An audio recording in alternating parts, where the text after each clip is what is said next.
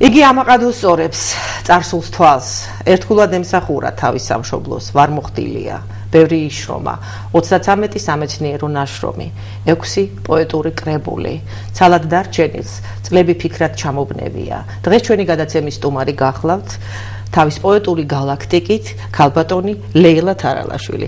დღევანდელ ჩვენს შეხვედრას ესწრება არაჩვეულებრივი ადამიანი, რომელიც აღმოვაჩინეს სულ ცოტა ხნის წინ, სრულიად შემთხვევით ერთ-ერთ შეხვედრაზე. იგი გახლავთ შორენა მამალაშვილი, რომელიც წერს ძალიან კარგ ლექსებს. მოგესალმებით ქალბატონო ლეილა. დავიწყოთ ბავშვობიდან, ბიოგრაფიული ცნობებიდან. დიახ. ჩემი ბავშვობა არც თუ ისე სახარბიელო იყო, მაგრამ დედა 27 წლისა იყო, როცა 4 შვილის დედა და მამა თავისი განცხადებით ომი რო დაიწყო, წავიდა თავისი პირადი მოთხოვნილებით. სურვილით, დიახ. ხო და 27 წლის ასაკში დედა 4 ქალი, 4 ქალიშვილი, დიახ. ხო და ესე იგი ძალიან ოჯი და აი ბებია მეტყოდა ხოლმე რომ ჩაისროს ვავდითო შაქარი რომ არა გქონდა, როგორ უჭირდა ომის დროს ხალხს რომ ნიორს ვატანდითო რომ იმის ჩაის გემო გამოკვეთილიყო. თუთასაც ხშირად ახლოს ჩემი გაჭირვებით იცხოვეს ადამიანებმა. ქალბატონო ლეილა, თქვენ დღევანდლამდე მოხვედით მიიღეთ საკმაოდ კარგი განათლება, მე როგორც ვთქვი 33 ნაშრომის, ამას ძალიან დიდი შრომა ჭირდებოდა და ამას გზა ჭირდებოდა, ვინ დაგაკვალიანათ, როგორ ჩააბარეთ უმაღლეს სასწავლებელში, როგორ გაიკვალეთ გზა. ძალიან საინტერესოა ჩვენთვის ეს ყველაფერი. აქ კიდევ რაღაც დამჭა ძალიან საინტერესო მანამდე მაგაზე და ესე იგი მე როდესაც დაიწყო ხორბლის გათიბა, მოსავლის აღება, 17 ქალი დადიოდა, დედაცაც იქაც მატარებდა, როდესაც დათხოვილები ვიყავით, სამი თვე ხო ვიყავით გადათხოვილები სკოლიდან. გათიბვა როგორ ხორბლის ხელით ითიბება? მაშინ ხელით ღეროდნენ კიდევაც და ისინი და იქ ბევრი იფანტებოდა. ჯერ კიდევ იმ დროს ხელით ითიბება. ამიტომ იმ კოლმონობის ბრიგადირმა უთხრა რომ მოდითო, ვინც მოკრეფავთო, რამდენს მოკრეფავთ და 9 წელი კოლმეურობას დაუტყოთ, 9 წელი კიდე თქვენ წაიღეთო. აბა მე დედას გაუხარდა ის 4 ისინი შვილების გამოსაკვებად და ჩვენ იმდეს ვაქუჩებდით რომ მთელი 3 თვე ზაფხულში კაი გემრიელი დოლის პურსა მივირთმევდით. დედა ქართული ხორბლის დოლის პური სურნელოვანი რო აი სად არის ეხლა აღარ არის კი საერთაშორის სად არის. ხო და დედა მე აცხობდა ხოლმე, ჩვენ ეზოში თონე გქონდა და სხვები რო აცხობდნენ თითო თონეზე თითო პურს აძლევდა, მაგრამ 4 შვილს ის ერთი პური თვითონ არ შესჭამდა და პატარ-პატარა ნაწილება დაყობის, თვითონ ნაჭის რო დადებდა, თვითონ უნდა აგვეღო. ან და ჭაც რო გამოაცხობდა, თვითონ უნდა აგვეღო. მეტის უფლება არ აქონდა, არ აქონდა საშუალება. მე მაინტერესებს სკოლის დამთავრების მერე, ალბათ იყო ისევ გაჭირვების წლები, როგორ ძალიან დიდი ხანს იყო. როგორ ჩააბარეთ? პატარა გქონდა, ხო, როგორ ჩავაბარე და კარგად დავამთავრე ინსტიტუტი, მედლები არ მივიღე, მაგრამ დავამთავრე სკოლა რო დავამთავრე. დიახ, მე შევიტანე სასოფლო სამეურნეო ინსტიტუტში. ექიმობა მინდოდა საერთოდ, მაგრამ რომ მესმოდა რომ ხო ექიმობაზე გამორჩა რომ მეთქვა იქიდან მომდერდა რომ ექიმი მინდოდა რომ გამოვსულიყავე და მაინც დარგიც ისეთი ავირჩიე რომ მთელი მე ვენახეობა მაინც მცენარეების ექიმი ბრძანდები ხო და ექიმია როგორც ასეთი. აი ესეც ძალიან საინტერესოა ჩემს ცხოვრებაში. მოვიყვანე ესა მეზობლად იყო კლუჩკოვი ქსენია, მეჭიავე ცნობილი აი პიროვნება მოყავდათ ხოლმე ეს აბრეშუმის კულტურა იყო მაშინ. ავიღე 4 გრამი ჭია, მაგრამ ეს ოთახი გქონდა ერთი ოთახი, პირდაპირ მიწაზე დადგმული. არც სადაც იგვიზდებოდი, როგორც ეხლა იმ ნესტში ვარ, ეხლა მაგას იატაკები მაინც აქვს და იქ ხო აი ასეთ პირობებში გავიზარდე და მოვიყვანე ეს პარკი. ისეთი რა მოხდა რომ ამ პარკმა აი რატო დამაინტერესა კიდევ რომ მე სასოფლოზე შემეტანა. მივიღე 150 კილოგრამი კარგი ხარისხის ის და მოსკოვში გამგზავნეს გამოფენაზე. თავი კოლმეურნეობა, თავის საკუთარი ფულებით, აი ფული დაგასაჩუქრეს. დამასაჩუქრეს, ხო, აი. ვაზისთვის ქართული მიწა ადგილის დედა. მე-19 საუკუნე 30-იანი წლები რუსეთის უმაღლესი ხელისუფლების დავალებით ლენცი დასახლდა კახეთში. ადგილობრივი მკვიდრი მოსახლეობა და მცენარეთა კულტურული სახეობები ველურადაა მიჩნეული. დაიწყო ევროპული ვაზის ჯიშების გაშენება. აღმოსავლეთ საქართველოში მონოკულტურა თრქაწითელი იქცა. დასავლეთში ცოლიკაური. დაგვიწუნეს საფერავი, კახური მწვანე, ხიხვი, კახური მცვივანა, ციცქა, კრახუნა. ღამღამობით მესმის ჭოტის სიკვდილს კივის. ჩემი სულის კუნესის გაუსაძლის ტკივილს. იმედები ჩანდა, სად გაფანტა ქარმა, გმირი ვეღარ ზარდა, რძე გამშრალმა ქალმა.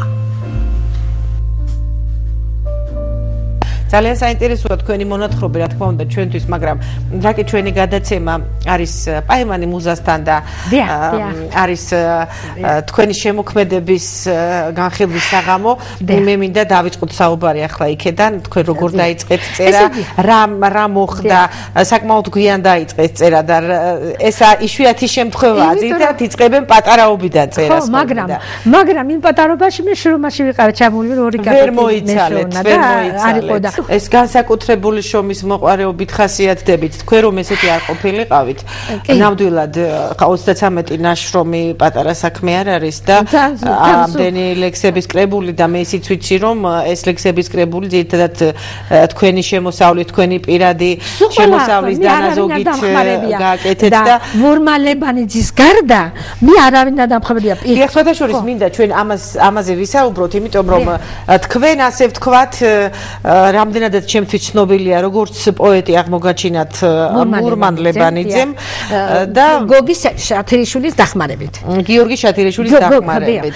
მე იქ ჩამოსული იყო ის. ჩამოსული ყავდა დოჩანაშვილი, ლორდ-კიფანიძე გიგა, გურამ. ანუ იმ დროინდელი კულტურის წარმომადგენლები იყვნენ თელავში სტუმრად, გურამ ფანჯიკიძე, დიახ. კაი პურმარელიც გამართა და უკვე გოგი მიცოდა, გოგის ღირსებაც იყო, რომ მე უკვე მაშინ 125 ლექსი მქონდა და გოგიმ დაგაკავშირათ, გოგი შათირიშვილმა თქვენ დაგაკავშირათ იმ ადამიანებთან, ვისაც შეეძლო რომ თქვენი ნიჭი შეეფასებინა და გზა გაეხსნა თქვენ. გოგი თვითონვე დამიბეჭდა და მე მპირდებოდა რომ რადიოში უნდა აუცილებლად წაგიყვანო და ალექს გოგი შათირიშვილმა, გიორგი შათირიშვილმა. მე იქ გოგი შათირიშვილი მაშინ მეღვინე იყო და იქ სემინარებს ვატარებდი თავმჯდომარეებთან ჩემ დარგზე უკვე ჩემ დარგზე. ერთი სიტყვით გოგის დახმარებით აღმოჩნდი მე იქ იმ წვეულებაზე. სად იყო დაგვი კონკრეტად თუ შეიძლება? იყალთოში, რა თქმა უნდა. იყალთობას ხო აი ეს აღარ მახსოვს იყალთობა იყო თუ რა იყო და აი ეს 4-ეული ვინც იყვნენ დოჩანაშვილი, ბუაჯუკიძე. იმათ თავიანთი სიტყვი ყველაფერი და მეც სიტყვა მომცა გოგიმ, ესე თქვა, ჯერ სოფლის მეურნეობაზეო, რასაც და მე ის რამე ლექსიც წაიკითხეო.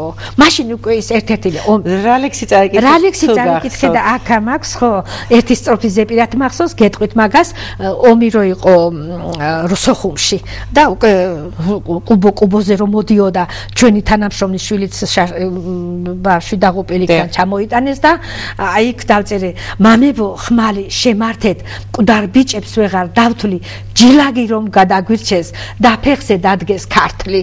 5 სტროფია აქ სადღაცა მაქვს, მაგრამ ეს გასაგებია. ხო და ესე იგი მე იმის შემდეგ სუფრაზე მიგვიწვია, გავიდა ხანი ქეიფობენ რაღაცა და ერთი წერილი მოვიდა. მორმალ ქალბატონო ის ლექსი ვისია? თქვენ რომ წაიკითხე? წავიკითხე, ის 5 სტროფი წავხუმ, მისოთ ეხლა ვეღარ მაღლოს და მე ეხლა და მორმალებანიძე, შევფოთდი, გადმოაბრუნე მის ფურცელი და ჩემი გვარდასახელი თქვენ არაფერს არ გეტყვით, მეთქი ვინც ვიყავი, რაზეც მუშაობდი, ეს უთხარი, ჩემი დაწერილი ლექსია მეთქი. ახლა ისევ მეორედ მომივიდა კიდევ წერილი, რომ რამდენი ლექსი გაქვს დაწერილიო, ყველა ლექსი მაჩვენეო.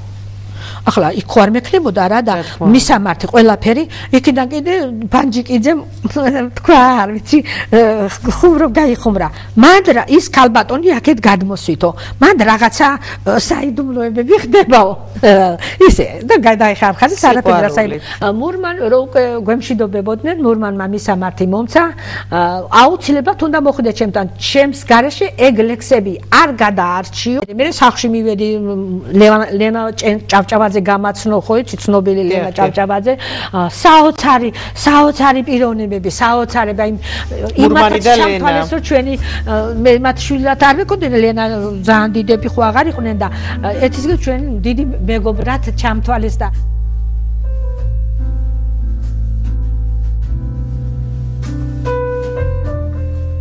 თითქმის არც ერთი ვენახის პატრონი გლეხი არ არის ჩვენში, რომ ამ საგანზეთ ჭკვად მისაღები დარიგება და რჩევა არ მოგცეთ. ამ მხრივ ჩვენებური გლეხი ევროპიელ მეცნიერსაც კი აჯობებს. იმიტომ რომ მიწათმოქმედებაში საერთოდ და ვენახობის საქმეში ცალკე გამოცდილება დიდი რამ არის და ჩვენებური გლეხი ევროპიელს მეცნიერზედ გამოცდილებით მეტისმეტად წინ იქნება. იმიტომ რომ ადგილის კაცია. ილია ჭავჭავაძე. დღეს ერის ბედი შეუგდიათ სასწორზე ბინდებს. ქართლი შეიპყრო უფსკრულებში ჩაჩეხვის შიშმა. ამ ბნელ ღამეში მჯერა მაინც გაიგნებს გზაკვალს. ქართული ჭირი ხომ ქიშპობაში ირწევდა აკვას. ხო, რატომ გიგვირს? დღეს მოყვაციც რომ აღარ გინდობს. ან კაცთა შორის უნდობლობა ღვარძლი რომ იშვა? გიგვირს?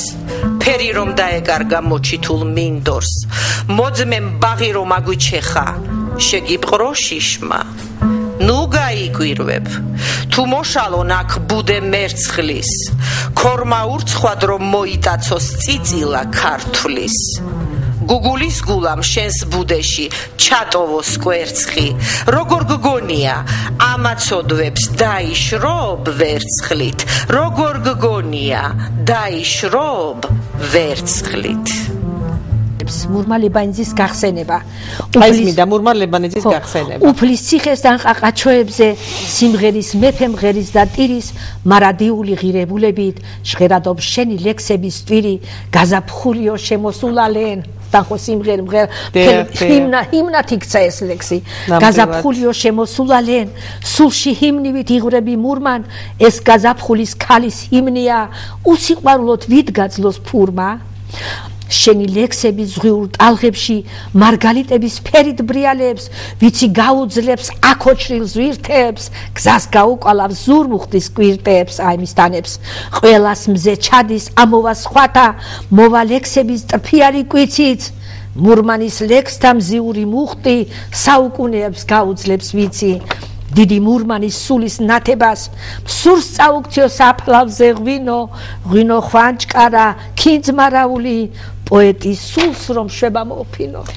არაჩვეულებრივი ლექსია მე მინდა გითხრათ რომ ისეთი ლექსები გაქვთ რომ მე რო გავეცანი თქვენ შემოქმედებას ძნელად თუ ეს ქალური სისუსტეებზე და ქალურნებებზე თუ არ წერთ ხოლმე ძნელად რომ ვინმე იფიქროს რომ ეს ქალის დაწერილია ქალბატონო ლეილა ეხლა ზოგჯერ კაც ვალაპარაკებ კი კაც ვალაპარაკებს მე მივხვდი და მე აი თქვენი პირველი კრებულიდან არ მინდა რომ ეს შანსი ხელიდან გავუშვა მე მინდა რომ მე პირველად ეს კრებული ჩამივარდა ხელში და იმ დროიდან მონიშნული მე მინდა რომ წავიკითხო აი ეს ლექსი იმიტომ რომ დღევანდელი ჩვენი შეხვედრის თემა თქვენ მოგეხსენებათ რომ ჩვენ ყველა შეხვედრაზე განვავრცობთ ქართულ ტრადიციულ თემას და დღევანდელი ჩვენი თემა იქნება ვაზის და ღვინის თემა, რაზედაც ვისაუბრებთ და მე მინდა რომ აი ეს ლექსი წავიკითხო, რომელიც ისე ჩაიღვარა ჩემს გულში და ისეთი ახლოს მოვიდა, ბევრი ლექსი მოვიდა, მაგრამ ეხლა უბრალოდ ბევრ დროს არ მინდა რომ წაგართვათ თქვენ. მე გაზაფხულზე ვაზივით ვტირი, ფურირემისას ესული ბღავის ვერ ვაწკრიალე საწუთროს ტვირი ჰადამემგზავრნენ ფიქრები ღამის 1000-მა ქარმა დამქროლა გზებზე 1000-მა ზვავმა დამმარხა ლამის მე გაზაფხულზე ტირილით გეძებ ფურირემისას ესული ბღავის. ეხლა ჩვენი ემოციები მეც მომეწალა ემოციები და ცოტა ხანი გავინილოთ ქალბატონო ლეილა და სულ რაღაც ერთი კვირის წინ ქალბატონმა ცისანა თვალეაშვილმა 16 აყვაიშვილის კვირეულთან დაკავშირებით გააკეთა შეხვედრა, სადაც დააპატიჟეს მეც, იყო იქ შორენა და მე მოვიხიბლე მისი ლექსებით, არ ვიცოდი საერთოდ შორენას შესახებ და შორენას შემოქმედებით შესახებ მე გადავწყვიტე რა კი ჩვენი გადაცემა მოიცავს იმასაც რომ ყველა შეხვედრაზე მოხდეს ახალგაზრდა შემოქმედის პრეზენტაცია და მე მინდა რომ შორენამ წარგვიდგინოს თავისი თავი აუცილებლად წაგვიკითხოს ის ლამაზი ლექსი 16 აყვაიშვილზე და კიდევ სხვა ლექსებიც გისმენთ შორენა პირველ ყოვლისა მადლობა მინდა მოგახსენოთ ყურადღებისთვის მე ვარ შორენა მამალაშვილი დავიბადე წინანდალში 1980 წელს სკოლა დავამთავრე წინანდალში და სკოლის დამთავრებისთანავე ჩავირიცხე თელავის იაკობ გოგებაშვილის სახელობის პედაგოგიურ ინსტიტუტში ქართული ენისა და ლიტერატურის სპეციალობით ვაგრძელებდი სწავლას შემდეგ დავოჯახდი და ბავშვების აღზრდის გამო მომიწია საკმაოდ ხანგრძლივად ჩამოშორებოდი სწავლას. მაგრამ აი ახლა გასულ წელს ლექსებს ხომ არ ჩამოშორდი რაც თავარია. თავია წერას ბავშვობიდან დავიწყე წერა და ვაგრძელებდი, ყოველთვის წერდი. წელს გავაგრძელე ისევ სწავლა იმავე ფაკულტეტზე, ახლა უკვე იაკობ გოგებაშვილის სახელობის სახელმწიფო უნივერსიტეტში ვსწავლობ. ლექსებს წერდი ბავშვობიდან, მაგრამ უნდა აღვნიშნო, რომ ლექსების სტიქიურად წერა დავიწყე ჩემდის გარდაცვალების შემდეგ. და მე შემიძლია თქვა, რომ ენცეფალიტით 7 წლის და გარდამეცვალა და ძალიან დიდი ტკივილი და განსაცდელი იყო ჩემს ცხოვრებაში. ტკივილმა დაგაწერინა. კი, აი ამ ტკივილის მოსანელებლად წერდი. დიდი ემოციით იწყება, კი, გეთანხმებით. შემიძლია დღეს თამამად თქვა, რომ მე პოეზიამ გადამარჩინა და აი ეს ტკივილი მოვინელე ჩემი ლექსებით.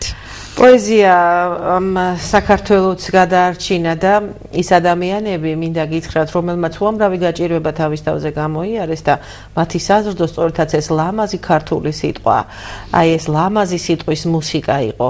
სამწუხაროდ დღეს თითქოს შეიცვალა, გადაფასება მოხდა ბევრი რამისა და ჩვენი პროექტის აუცილებლობას მოგეხსენებათ დადგა იმის გამო, რომ ჩვენ ისევ უნდა დაუბრუნდეთ აი ამ ქართულ სიტყვას, აი ამ ქართულ ემოციებს. ეს არის სწორედაც ის სადედი, რითაც ადამიანები ერთიანდებიან იდეალების გარშემო. ამის დავიწყება არაფრით არ შეიძლება. გისმენთ შორენა. წაგვიკითხე, მე ვიცი რომ ბევრი კარგი ლექსი გვაქვს, მაგრამ ჩვენი დღევანდელი გადაცემა არ მოგცემს ყველა ლექსის წაკითხვის საშუალებას და მინდა რომ მოვისმინოთ შენი ლექსები. პირველ ყოვლისა წავიკითხავ დაბრუნება ქვია ლექს, რომელიც მიუძღვენი 16 აყაიშვილს. ჩვენს დიდ საგანძურთო ხუცეს, დიდ მოღვაწეს. უცხო მიწაზე გადარგული ნერგივით ხმება, ქართული სული ელოდება შიდა ბრუნებას. ვაი თუ ვეღარ მიატანონ ბებერმა ძლებმა, ვერ დაიტიროს სანუკვარმა ქართულმა ცრემლმა. მაგრამ უფალმა არინება გაწირვა გმირის, შინ დაბრუნების მოლოდინში, სიამით ტირის. მშობელმა მიწამ დაავიწყა ვარამი, ჭირი და ძილღვიძილში, სამშობლოზე ამხნევებს ფიქრი. წლებით დაღლილი, მოამაგე ქართული განძის, გაირინდება იბერიულ ზეცის ქვეშ წამით, გაბრუებული სურნელებით მადლიან მიწის, მუხლმოდრეკილი, ლერწებ დაჭრილ ვაზივით ტირის. ჩურჩული თიტყვის, სანატრელო, ყველაზე წმინდავ, ჰა დაგიბრუნდი ვალმოხდილი, მშობელო მიწა. ძალიან კარგი ლექსია ხაბატონო ლეილა, რა სიტყვით, არაჩვეულებრივი ლექსია. მე აი საკუთარ ისე უნდა ჩემთვის რო დავჭდე, რო წავიკითხო, რომ აი კიდე ისე ჩამწდე. შორენა, ძალიან მინდა მანდ გაქვს შენ უპატრონო ბავშვებზე, რომელიც რომელიაც ანარეკლია ჩვენი ცხოვრების სამწუხარო ძალიან ბევრი უპატრონო ბავშვია საქართველოში და ეს ისე პოეტურად აქვს გადმოცემული, რომ არ ვიცი, ტკივილი ისეა გადმოცემული, რომ იშვიათ დახვედრია ხოლმე ესე გისმენთ. ამ ლექსს ქვია უბინაო ბეღურები. უბინაო ბეღურები, სათაურიც როგორი შთამბეჭდავია. ქუჩაში თენდება და პირველგან თიადს, ის ალბათ პირველი ხდება. ღამდება მის ირგვლი უხილავ ლანდების იწყება შლეგური ცეკვა. სტკივა და არც სტკივა, არ იცის ტკივილი როცაცას ცრემლების ცვივა. სცივა და არ იცის რა არის სიცივე, სულში შეუსახლდა ყინვა. მობუზულს კუთხეში გაყინულ მიწაზე, ბედმა დაუმკვიდრა ბინა. ზის როგორც ბეღურა თოვლიან ხისტოთზე და ცხადი ერევა სიზმარს. გამოწვდილ ხელს ლურჯი ლაქები ატყვია, ჩუმად მოწყალებას ითხოვს.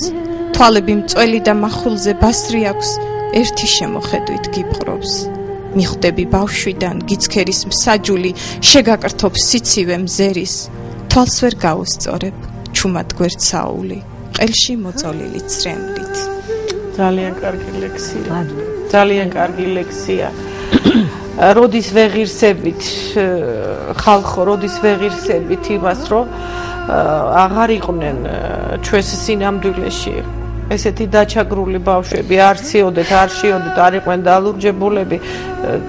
იქნებ დადგეს, როდისმე ამოვისუნთქოთ და საზოგადოებაც უფრო გათბეს ამ ბავშვების მიმართ და უფრო სხვანაირად უხდებოდეს ეს საკივარი გულზე. აი ხანდახან პოეტების როს კონდეს შანსი, რომ შეხვედრები მივიდნენ. საბავშვო ლექსები მეც ამაკ ბევრი მაქვს, მაგრამ ზოგი მაქვს წარმოდგენილი აქა. მაგ და აი მივიდეთ და იმათ ის ბავშვი. იცით ქალბატონო ლეილა, სხვათა შორის ეს ადამიანები მე მქონია არაერთხელ ეს ის სოციუმია, რომელიც თითქოს ამ საზოგადოებაში კუნძულზე ცხოვრობს. იცით თვითონ ვერ იდებიან ესეთ ურთიერთობებს და არა ერთხელ რომ მიხვალ მეორედ რომ მიხვალ ისინი დიახ ჩვენი სითბოთი ადამიანური სიყვარულით ისევ უნდა მოვიშინაუროთ და ეს ძალიან მტკივნეული თემაა, იმდენად მტკივნეული რომ ღრმად რო ფიქრდება ადამიანი თითოეული ჩვენი და თითოეულ ჩვენგანშიც არის დანაშაულის განცდა, ჩვენც ამ საზოგადოების წევრები ვართ, სადაც ამდენი უპატრონო ბავშვი არსებობს, მაგრამ დღესდღევანდელი ჩვენ გადაცემაში ამ თემაზე უბრალოდ არ გვაქვს საშუალება რომ იმსჯელოთ, მოვისმინოთ ისევ ჩვენს უნიჭიერეს შორენას, რომელსაც ისე მოსდევს ეს მხატვრული სიტყვა და სტრიქონებს ისეთ მარგალიტება დაწყობს, რომ მე მგონი დროში გამოცდილ პოეტსაც გაუჭირდებოდა. შორენა, კიდევ გაქვს შენ დღევანდელობის გამოძახილზე ლექსი და მინდა რომ ის ლექსი წაგვიკითხო. აღნიშნავ რომ ეს ლექსი დაწერილია 2012 წელს და დანარჩენს თავად მაყურებელი მიხვდება. რა თქმა უნდა. მადლობას ვიხდი ძველ ჩალმასავით დაუნანებლად, თუმცა არ ვიცი რისთვის. იქნებ იმისთვის, რომ ქვეყანა დაემსგავსა ბუტაფორიას ცრუ ფასადების რიგში. მადლობას ვიხდი, რომ ჩვენი მიწა უკვე დავკარგეთ ახლა სხვის ომში ვიბრძვით და ქართველ ვაჟებს დღეს მამლუქებად თავად სამშობლო ყიდის. მადლობას ვიხდი დავაქციეთ როგორც იქნა ტაძარი სიბრძნის და განათლების რეფორმაში შეტანილ წვლილით მტერი მტარვალი უსამშობლო ქართველებს გვიზრდის. მადლობას ვიხდი, რომ სირცხვილია ოჯახი წმინდა, რომ უღმერთობამ ცადამიწა ისე წაბილწა, გადაგვარების და წახდენის ჟამი დაგვიდგა და ქართველობად საქებარი შემოგრჩა მითად. და მერე რა თუ ეს ქვეყანა გვემხობა თავზე, ან მათხოვრები გავხდით უცხო სამეფოს კარზე, მერე რა თუ ყველაზე მეტად სიმართლე გვიჭირს, სატირალია, მაგრამ მაინც ვიმარჯვებთ ღიმილს და ყველაფრისთვის, რაც ახლა გვჭირს, მადლობას ვიხდით. ოჩახ. როგორ წერს ქალბატონო ლეილა, როგორ წერს. რა ბედნიერი ვარ, რომ მე იმ შეხვედრაზე აღმოჩნდი, რომ შორენა აქ ჩვენს გადაცემაში მოგვიყვანა. ჩვენ გვაქვს კიდევ მან შორენა ერთი ძალიან კარგი ლექსი, რომელიც მინდა რომ ასევე წაგვიკითხო და ამ ლექსითაც გაგიცნოს ჩვენმა მაყურებელმა. სიცოცხლის პაროდია. იწყება ღამე ტანჯვა ვაების, როკვა სიკვდილის ლანდთა. 1000 ღამე 1000 ღვთაების გზა სამსხვერპლოს კართან. ისე ვიცლება სისხლად თვალები, სულს მოლოდინის ტანჯავს. არავინ უწყის ხორცის წამებით რას პოულობთ და უკარგავთ ამ ჩამოჟამულ დღეთა წიაღში ალივით ქრება წლები არავინ ფიქრობს ბედის ტრიალში ერთმანეთს რისთვის ხვდებით რატომ გვემჩნევათ მასში ჭაღარა და შუბლზე დაღი სევდის არავინ ამჩნევს როგორ დაგუღალა ცხოვრება მზღვისებრ ღელვით თვალებში უფრო მატულობს ბინდი ეს ღამეებიც უფრო გრძელია გადავეჩვიეთ თან და თან ღიმილს ყველა იმედი შემოგველია მივდევთ ცხოვრებას არეულ გზებით ხმელი ფოთლები გვაწვიმს დამჭკნარ დამზრალი თვალის გუგები გრძნობენ სიმძიმილს მიწის ვერ მალავ ჩემს აღფრთოვანებას ქაბატონო ლეილა მე მინდა რომ მას დავულოცო შემოქმედებითი გზა მინდა რომ დავულოცო მე ვიმეგობ ამას მე ვთავაზობ ჩემთან მეგობრობას ამას თუ თავის სურვილიც იქნება აუცილებლად და ჩემთვის დიდი მადლობა ჩვენ აი სწორედაც მე იმიტომ მინდოდა რომ ყველა გადაცემაზე ყოფილიყო ჩვენთან ახალგაზრდა შემოქმედი რომ ეს ხიდი უნდა გაიდოს თაობებს შორის არ შეიძლება ვერ ვიცნობთ ერთმანეთს ვერ ვიცნობთ ერთმანეთს ხომ უნდა იცნობს ეს თელავში მოაზროვნე და შემოქმედებითი ნაწილი ერთმანეთს და ამისთვის ჩვენ უნდა კიდევ ბევრი შეხვედრა კიდევ ბევრი ღონისძიება უნდა დავგეგმოთ და კიდევ უფრო ახლოს უნდა მივიდეთ ერთმანეთის ტკივილთან და გასაჭირთან ბრძანეთ ქალბატონო ლეილა ზეგან გონი თქვენ გიამბეთ იქა აი ვერ წარმოიდგენთ რა დიდი სიხარულია როცა ქუჩაში ვიღაცა გიცნობს არადა მე თქვენ ლექსიც გაქვთ დაწერილი ეგეც ამაქვს ხო მაგრამ ერთხელაც ჩვენი ერთ დღეს ყოველთვის ეხლა მე უკვე ღიმილია არა საოცარი ჯანსაღი სიცილი ვიცოდი აღარ მეცინება კარგა ხანია დედის სიკვდილის შემდეგ კიდე მით უმეტეს აღარ მესწრ ხო და ქუჩაში რომ მივდივარ 11-8 წლის ბავშვები სამი მოდის და ის არის ხო და ერთ-ერთმა თამამმა უფრო პატარა ტანისა იყო მოვარდა და მითხრა დეიდა თქვენ ლეილა თარალაშვილი ხო ავიტაც იმ წუთში ავიყვანე ჩაბგოცნე მე ვარ მეთქი და მაშინ რადიდი ბედნიერება ვიტყვი რომ მეუბნება დედა გენაცვალოს შვილოს და მაშინ ბარემ გეტყვით თუ შეიძლება ამასთან არ ჩავიჭრა აი მეუბნება იმ ლექს აი რომელსაც აი ყველანაირად ეთაყვანება ხალხი დარბაზში ხალხი ტიროდა ხოლმე როცა ამას ავკითხულობდი კი არის აკრებულში დედა გენაცვალოს შვილო ძილო რად არ მეძინები სიზმრით რად მაწუხებ ძილო უცბად ყურში ხმა ჩამესმის დედა გენაცვალოს შვილო თვითონ დედა არსაით ჩანს ნისლში გავარჩიო ვცდილობ შვილო მე ვარ დედა შენი დედა გენაცვალოს შვილო სახლში ხალხში შინ თუ გარეთ ვაი ჩემს ბედს სულზე ტკბილო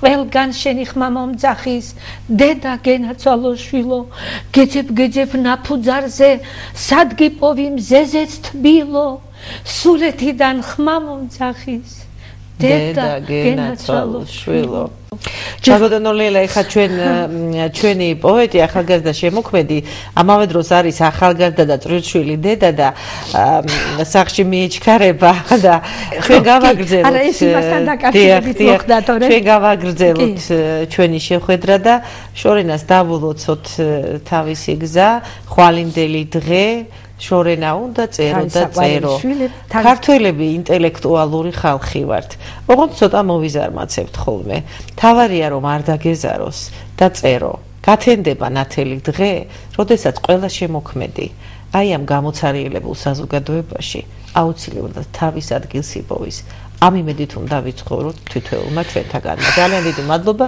ჩემო შორენა ჩემს გადაცემაში მონაწილეობისათვის მეგობართა სიაში გწერ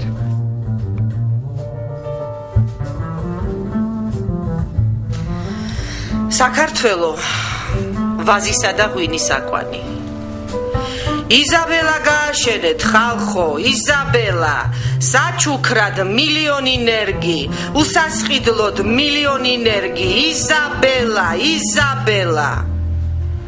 იზაბელა დაფიქრდა კახელი 1990 წელს საქართველოს მინისტრთა საბჭომ ყურძნის შესასყიდი ფასების ახალი პრეისკურანტით იზაბელას ფასი საფერავის ალექსანდრიულის და ალადასტურის ფასს გაუტოლა აქ უპატრონო მკვდარს ამარხავენ, მეუდაბნოეს არავინ დირის. ქალაქში ახალ ჭორებს არხევენ, სამგლოვია რო არ უკრავს ფირიც. ყველა თავის მკვდარს ტირის ფარულად და მიაცილებს დაქანცულ მხედარს. ღიმილით მიდის ის საწუთროდან, მორჩა ნიღბოსნებს ვეღარ ახედავს. ო მესაფლავე ლოდად ქცეული, ღიღინით მიწას მიაყრის ბედშავს, მერე რქაწითელს წაუქცევს ეულს, დაგულგრილობას მგელივით გეშავს, ესეც ასეო და იჩურჩულებს, დავალ მოხდილი დახედავს ტაბლას. სულით ხორცამდე დამძიმებული, ცივი ფიქრების გასცურავ ტალღას, სულიკის ზეცის ჭიშკრისკენ მიდის, განშორებია საწუთროს მრუდეს გვამი, ქვაღორღის მელოდიაზე, მიწისაკვანში დაიდებს ბუდეს. დღეს ჩვენი საუბრის თემა გახლავთ საქართველო ვაზისა და ღვინის აკვანი. თქვენ წლები შეალიეთ ამ საქმეს, თქვენ გაქვთ ძალიან დიდი გამოცდილება და დღევანდელი ჩვენი საუბრის თემა მინდა გახდეს ტრადიციული ჩვენთვის ღვინის დაყენების კოლორიტული ტექნოლოგიები, ამავე დროს ჩვენი ჯიშები, ვაზის ჯიშები, რომლებიც აღარ არის ფაქტიურად აბორიგენად იქცა და ზოგადად მოგვახსენოთ ქვეყანაში რა ხდება აი ამ მიმართულებით მევენახეობა, მეღვინეობის თვალსაზრისით, იმიტომ რომ რაღაცა ძალიან გაევროპელებისკენ მიდის ჩვენი ღვინის წარმოება და მევენახეობა და იქნება ამის შესახებ გითხრათ. რა თქმა უნდა, ჯერ ეს ერთი ის უიმედობითად შემიძლია გითხრათ, როდესაც მთელი სათავეში ედგა საქართველოს მებაღეობის, მევენახეობის და მეღვინეობის კვლევითი ინსტიტუტი, თავისი საცდელი სადგურებით, საქარა, ზესტაფონი, თელავის საცდელი სადგური კიდევ იმაზე ადრე, სადაც მე მუშაობდი, მე იქაც ვმუშაობდი, აქ ხო მთელი 59 წელი მუშაობ, ჩვენ საცდელ სადგურში წარმოდგენილი იყო 1500 ჯიში გაგანადგურეს, გაიყიდა, გაიყიდა.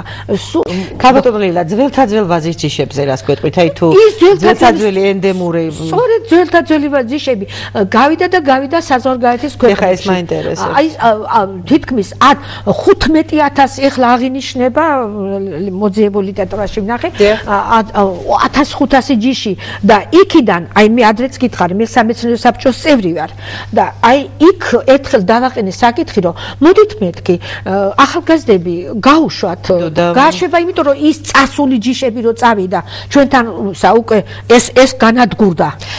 ადგილზე აღარა გვაქვს ჩვენ ეს ჯიშები და ის გატანილია ევროპაში, ჩვენი ჯიშები. ხო, ჩვენი ჯიშებია, მარტო ჩვენი კი არა, მთლიანად მსოფლიოს ჯიშებია იქ წარმოდგენილი და მათ შორის უფრო მეტად ქართული, აი ეს წერია.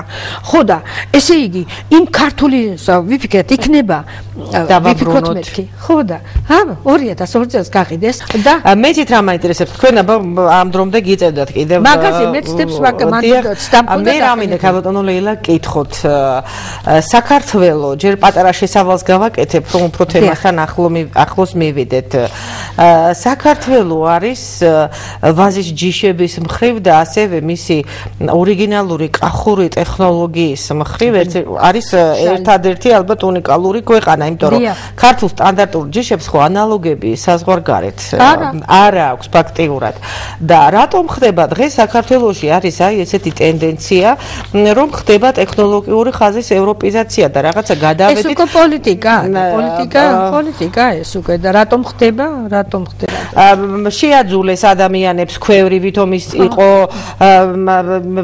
სუფთა არ იყო, ანტისანიტარიაში იყევდა და ამ დროს მე-20 საუკუნის 80-იან წლებში ქართველებს დიახ ქართველებს ამოავსებინეს ქვევრები დაიწყო ქართული ტექნოლოგიური ხაზების ევროპიზაცია და ქვევრები მე მინდა გითხრათ რომ ქვევრები დასავლეთ საქართველოდანაც და დიახ კახეთიდანაც ამოღებულები ევროპის ქვეყნებში გავიდა და მე მოვიძიე სხვათა შორის მასალა რომ ასე რიგად დაწუნებული ჩვენს ქვეყანაში ქვევრი რომელიც არის ჩვენი ტრადიციული და ჩვენი ღვინის ჭურჭელი ასე დაწუნებული გავიდა იტალიაში დიახ და მე მინდა გითხრათ ეხლა რომ ამ ადამიანმა იტალიელმა მოაწყო მშვენიერი მარანი ქვევრებით ეს ადამიანი გააკეთეთ იოშკო გრავნერი გახლავთ რომელიც არის იტალიური ღვინის ბრენდის გრავნერის მფლობელი და რომელმაც შეიძინა ზუსტადაც აი ამ რამდენიმე წლის წინ ქვევრები და ძალიან წარმატებით აწარმოებს თავის ბიზნესს აყენებს უნიკალურ ქვევრის ღრუას ეხლა ეს მასალას მე ჰაერზე არ ვიძახი ეს დაიბეჭდა ჟურნალ ქვევში 2009 წლის იანვრის ნომერში და თვითონ დღევანდელი ესეთი პოლიტიკა სახელმწიფოსიც და მე ისევ მინდა ვთქვა იგივე ღვინის ქარხნებისა რომ ტრადიციული დაყენების მეთოდს აღარ მიმართავენ და იყენებენ დიახ რკინის ჭურჭელში ხდება დადუღება და ქვევრი აღარ გამოიყენება მაშინ როდესაც თვითონ ქვევრს აქვს მინერალები რომელიც აქტიურებს ღვინის არომატს და განსაკუთრებულ სურნელს და გემოვნებით ღირებულებას მატებს და არ უნდა დაგვავიწყდეს ჩვენ ისიც რომ კახური ღვინო ბუნებრივად დადუღებული მის დურდოზე დადუღებულია დაწმენდილი კახური ღვინო დიახ არის დიეტური მნიშვნელობის და არის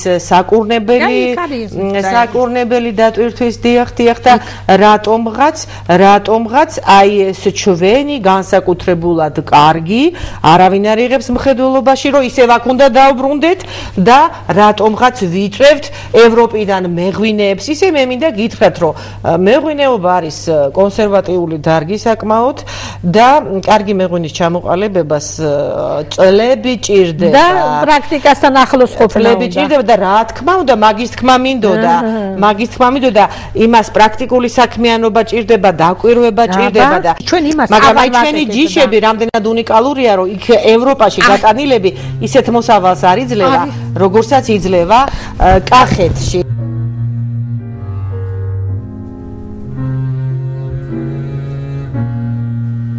ადგილის კაცო გაიცი რაღა დროს ქვევრია ბნელა ვენახი გაგვიშენეთ მოდით გვიშველეთ ღვინო აგვიდუღეთ ღვინო დაგვიდუღეთ ღვინო დაგვიდუმეთ საქართველო ვაზისა და ღვინის აკვანი 2008 წლის ნოემბერში ბარბაროსულად გაიჩეხა მევენახეობა მეღვინეობის ინსტიტუტთან არსებული ვაშლაჯვრის ექსპერიმენტული ბაზა ვერაგულად მზაკრულად მოისპო ვაზის ქართული გენოფონდის ამსახველი კოლექცია ღმერთო მეშინია მაშინ როცა ცხენი ვერ ცნობს მხედარს როცა ძაღლის ერთგულებას ვეღარც მე პატრონე ხედავს უფრო მეშინია მაშინ ჭკვიანს ვუგებთ როცა მახეს უვიცვაძლევთ საზო მარშინს და სიმართლეც თვალს ვერ ახელს კიდევ მეშინია მაშინ კარგი ვერ ირჩევა ავში როცა ფრენა უნდა უფრთოს წარსულს ემუქრება წაშლით როცა რწმენას კარგავს კაცი კაცულს დაივიწყებს საქმეს როცა ეძმობება მაცილს ეშმას ღვთის მოციქულს არქმევს ღმერთო შეგვიწყალე გვედრი თორემ მიეძალა ჰაშიშ შენი კურთხეული ერიც ღმერთო მოგვიტევე ისევ მსხვერპლად შემიწირე თუნდაც და თუ ამ ვედრებას ისმენ ღმერთო გვაპატიო უნდა ღმერთო მოგვიტევო უნდა რამდენიმე სიტყვით მინდა ვთქვა თვითონ ქვევრის შესახებ, რომელიც ასე არის ქვევრი არის მთლიანად ქართულ წიაღში გაჩენილი სიტყვა. ეს მთლიანად ქართულია. ქვე ნიშნავს მოგეხსენებათ ქვეშ, ანუ მიწაში. დიახ, ვ შემდგომ მომდგე ვ და რ რას ნიშნავს? ვ არის ანბანის მეექვსეასო, ან ბან გან დონ ენ ვინ. ვინ არის ადამიანის შესატყვისი, დიახ. ადამიანი ესე იგი ვ და რ არის კიდევ მზის ქალღმერთი, ანუ აი ამ ქვევში გაერთიანებულია მიწა, ადამიანი და ღმერთი, მზის ღმერთი და ეს თვითონ არის ქართული, ქვევრი არის მთლიანად ქართული და ეს ის უნიკალური საშუალებაა, რომელიც სწორედ ქართულად, ტრადიციულად, კახურად დაყენებულ ღვინოს გემოვნებით ღირებულებებს სძეს, გემოვნებით ღირებულებებს უმძაფრებს და ამით არის ქართული ღვინო უნიკალური. კერძო ინიციატივებმა და ეკლესიამ იკისრა ის, რომ უბრუნდება ისევ ტრადიციულ და აი ამ უნიკალურ ტექნოლოგიურ ხაზს. მოგეხსენებათ ალავერდის ეპარქიაში აღდგენილია უნიკალური მარანი, სადაც ხდება აი ამ აღორძინება აი ამ ტრადიციული ტრადიციული ხაზისა, ამ უნიკალური ხაზისა, ერთად ალბათ ჩვენი განსაკუთრებულობა კიდევ ერთხელ დასტურდება მსოფლიო ცივილიზაციათა შორის და ასე ნელა-ნელა ფეხს ედგება საქართველოში ასე მივიწყებული და უკეთესად ასე უნიკალური ღვინის დაყენების ქართული ტექნოლოგია. მე მინდა რომ წამიკითხოთ კიდევ ლექსი. აი ეს ლექსი დავწერე ილიანევრეზე და იმაში ხომ აქ არა ის სხვა არის. სხვა ფუფუნება რასაც თქმელია. ხმელეთზე მართლაც ნაირფერია, ყვავილობა და ფერის ცვალება, მთელი სამყაროს ფერთა ფერმწერი, უფლის ფუნჯია ნაირთვალება. დედა ერთია სამშობლოს ერთი, სხვა მონატრება რასაც თქმელია, ღმერთო მშვიდობის დილად ვითენე, სხვა სათხოვარი შემომელია. დაოს მაყრის, წმინდა სამების ფერი ერთშია. ოხს არსებითი სხვა რომელია, უფალი ერთი ძეცხომ ერთია, სხვა ფუფუნება რასაც თქმელია. მოგწონს? შენი ცრემლი მირონია. ეს უნდა წაგვიკითხოთ არაჩვეულებრივი ლექსი. აი ეს მე სიმღერაც არის. დიახ. ჩემ 6-7 სიმღერა აქვს დაწერილი იმას. მე იმასაც რა უკვე ჯუმბეს ახიეიშვილი, როგორც უნიჭიერესი კომპოზიტორი, მე მინდა რომ მოვიწვიო კანონლელა ჩემს გადაცემაში, მაგრამ სამწუხაროდ, როდესაც კომპოზიტორს იწვევ, მის გადაცემას კიდევ სხვა ფორმატი და სხვა შესაძლებლობები სჭირდება. თუნდაც ფინანსური, მაგრამ დღეს ჩემი გადაცემა არ არის ამისთვის მზად და იმედია რომ გამოჩნდება გზა. ხელმძღვანელობაზე ვლაპარაკობთ. რა მოხდება რომ კარგი. ჩვენ ხელმძღვანელობა ამდენი წლების მანძილზე არ ყავდა და ეხლა ყავს და იმედი ვიქონიოთ რომ შეიცვლება რაღაც. მანანა დედოფალო, შენი წმინდა ცრემლია, ციდან ცვივა მარადისად, ქართლის სევდის ფერია, ჰო ეგ ცრემლი მირონია, ქართლის ბედზე დაღვრილი, ღვთისმშობელო სადიდებელს, გიმღრეს გული დაღლილი. ჰო ყოვლად წმინდა დედოფალო, დედა ღვთისა მარიამ, ვარდყვავილთა სურნელებაც შენი სული დარია. ცის მანანით მოგინათლავს, ყვავილები ტყეველი, ღვთის ტაძარში სალოცავად სავსე რწმენით შეველი. არ შეგაშრა არა ცრემლი, წირხვდომილი ერისთვის, შენ გიგალობ მუხლმოყრილი, ზნეკეთილი მზერისთვის. აი ესეც მინდა ერთი წაგიკითხო და წაგვიკითხეთ ეს ლექსი. შემოდი. ლექსი მოამბია, შენი მეგობარი, სულის მინანქარი, საზრდო და შუქფარი, ზოგჯერ ნაწვიმარი, მაინც მოღიმარი, იმედის ლამპარი, დანაოცნებარი, სულის ზენაქარი. ლექსი მოამბია, გოსნის ნაკალმარი, მღერის ტკივილებზე მთიელთა დუბარის ძმობა სიყვარულზე, გალობს ნატყვიარი, გოსნის საზანდარი, ბნელი და ნათელი, დღეების ნაზიარი. მარტო ვარ შემოდი სულის ლურჯ ტაძარში, ღია მაქვს კარიბჭე დარსა თუ ავდარში, გიხმობს ჩემი სული სევდით ანთებული, გამძლე და ქებული, გიმღერს ბულბული, ფრენით მწამებული. მარტო ვარ შემოდი სულის სასახლეში, გელოდება გელის მგოსნის ნაფიქრარი, ხშირად ფრთაგაშლილი და დამპურებელი, ზოგჯერ ნამეხარი და ნაზეიმარი. მინდა მეგობარო, მინდა მეგობარო სულიერი საზრდო უფლის ნაბოძარი მგოსნის ნაკალმარი შემოდი სულის ლურჯ დაჭარში მინდა რომ მოგაბარდო არაჩვეულებრივი ლექსია და თქვენ როგორ იწვით როცა თქვენ ლექს ამბობთ და როგორი ეს სრული ატყუილი არაფერი არა სერია მე საქართველო როგორი მინდა მე საქართველო როგორი მინდა ერთ მუჭად ნახო შეკრული ალალი გულით ქართული სულით დროს მიყვებოდეს უბერებელი ქვეყნის ჩამოჭრილ მიწაწყლის ყივილს მშვიდად ვერ ვუმზერი კარგებოდეს და საქართველოს გამთლიანება მოქნილი სიბრძნით უნდა ხდებოდეს მე საქართველო როგორი მინდა გოჯი მიწაც რომ არ გაიყიდოს მამულის მიწის კლავ შემცირებას ერი გულგრილად არ მოეჭიდოს მე საქართველო ისეთი მინდა ენა მამულის არწმუნოება პირველ ადგილზე უნდა ზეობდეს არ დააკნინოს ახალგაზრდობამ ახალ დროებამ არ დააკნინოს ახალ დროებამ მე საქართველო ისეთი მინდა უძლური სიკვდილს არ ანატრობდეს მშიერ მწყურვალი დასაქმდებოდეს ღონე გამოცლილ ეულ ხანდაზმულს თავშესაფარის იმედი ჰქონდეს მე საქართველო მომწონს ისეთი კაცი კაცობდეს ქალი ქალობდეს ყვავი ჩხაოდეს შაშვი გალობდეს ქორი და ძერა არ აქურდობდეს ქართველი კაცი თავის მარჯვენით ამაყია და შრომის ტრფიალი გლეხს მიწაუყვას მისი სურნელი მოსავლით თკმობა ვაზის ციალი არ შეიზღუდოს შრომის მსურველი ქართველი კაცი ბაზის კულტურას წინაპარივით შვილივით ზრდიდეს საღვინე ჯიშთა ტექნოლოგიით თავს იწონებდეს კიდიდან კიდეს საქართველო როგორი მხიბლავს ლაღი ამაყი თავისუფალი ქართლოსიანი ოფლში ნაცური დაჭირნახულით ამაღლებული მამული შვილი მინდა ვიხილო შრომის ქარცეცხლში გამოწრთობილი არა სხვის კარზე დამცირებული მათხოვრობისთვის ხელებ გაწვდილი კი საქართველო ისეთი მინდა კაც სიყვარულში არ ბერდებოდეს ერი ზვიადი დაფრთებ გაშლილი თავაწეული რომ დადიოდეს მე საქართველო როგორი მინდა სამეგობრო ხმით მლოცოთ ქვეყნები და რელიგიურ შემწყნარებლობით ვეფორებოდეთ ერთურს ღვთისნებით მე სამეზობლოდ ქვეყნები მინდა ერთურთის ჭირს რომ ვიზიარებდეთ ყველგან მშვიდობის ბაირაღს ვფენდეთ კაც სიყვარულში ვეჯიბრებოდეთ საქართველო როგორი მინდა ერი ღიმილით რომ დადიოდეს მშომელი კაცი მზისებრ ნათობდეს მაღლილ მწვერვალზე რომ